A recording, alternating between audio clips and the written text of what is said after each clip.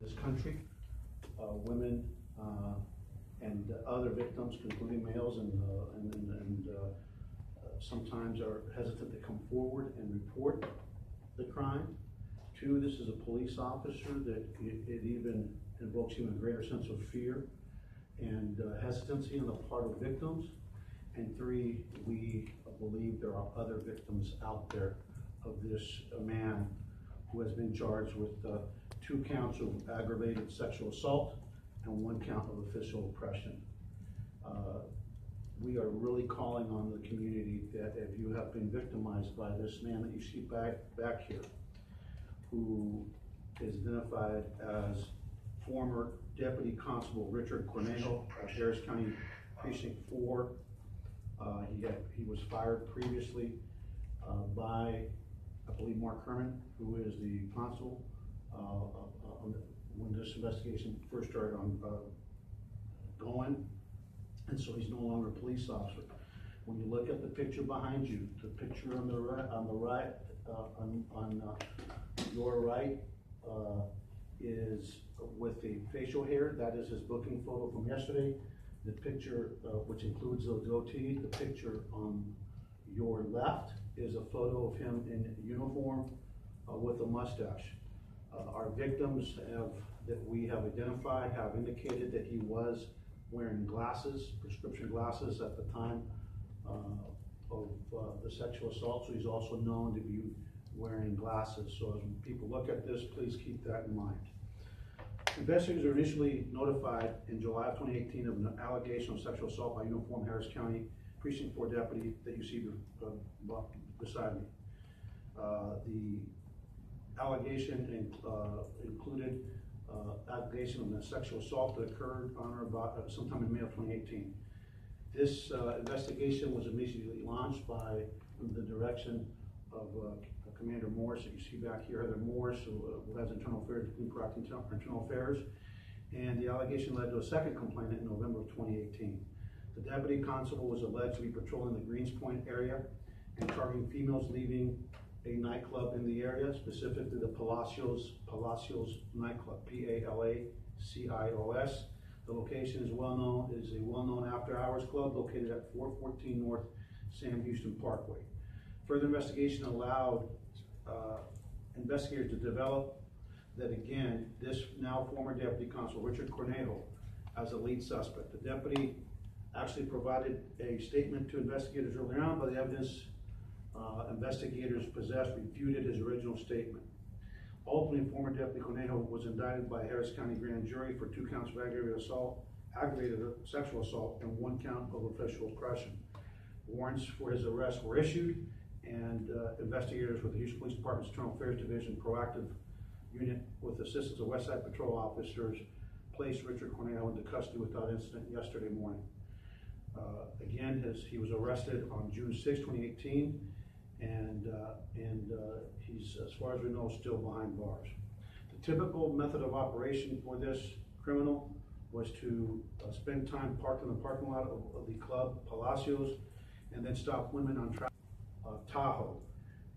We do not have official statements from complainants, but secondhand reports of exposure to women at the club Palacios property. So not only women forcing them to expose themselves. We really to imagine him in that uniform with glasses on, and to please come forward. We always stand with the proposition here in the Houston Police Department for our victims of sexual assault that we believe you. Having said that, once that outcry comes in, we leave no stone unturned to get to all the facts.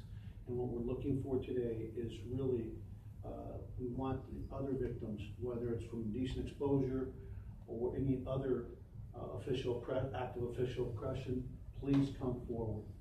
Lastly, if you're a person, again, that's undocumented and you're even more fearful of coming forward, please know that we have tools with the U-Visa program and other programs to actually protect you from deportation, and that's just official government policy that we protect our victims. So do not fear coming forward. Please step forward. We want to bring justice to all of our victims.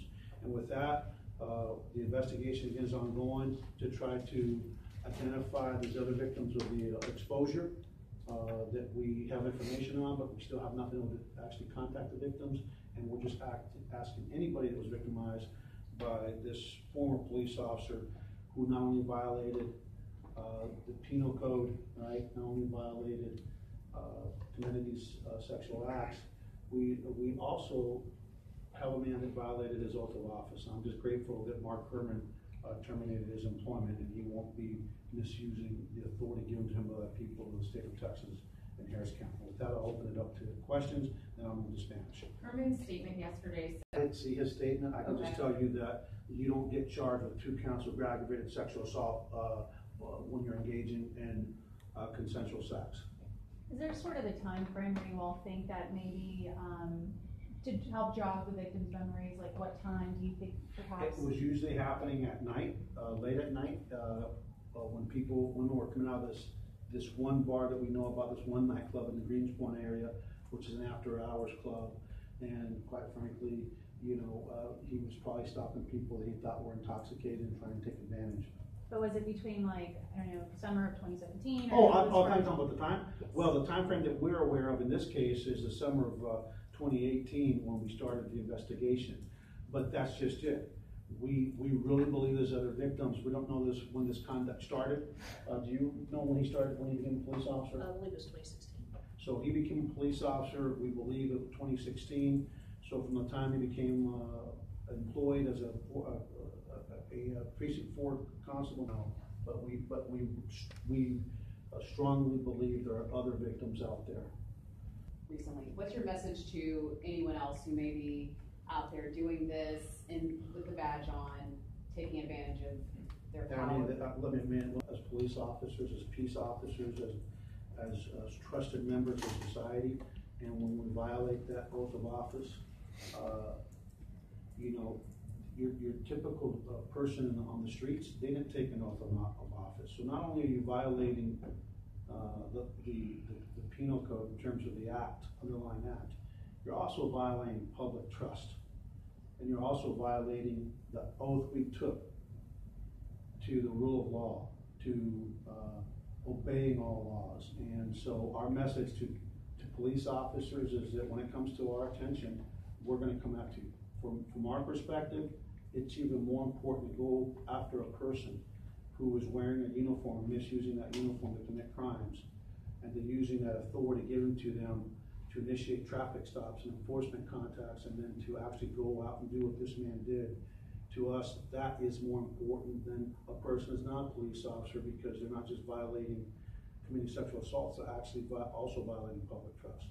What's your message? They themselves did something by, it sounds like there was a small amount of marijuana in their car. What's your message to them when they think of, well, what about all these other things that happened that night? Our focus is on a man that has sexually assaulted, committed aggravated sexual assault on women.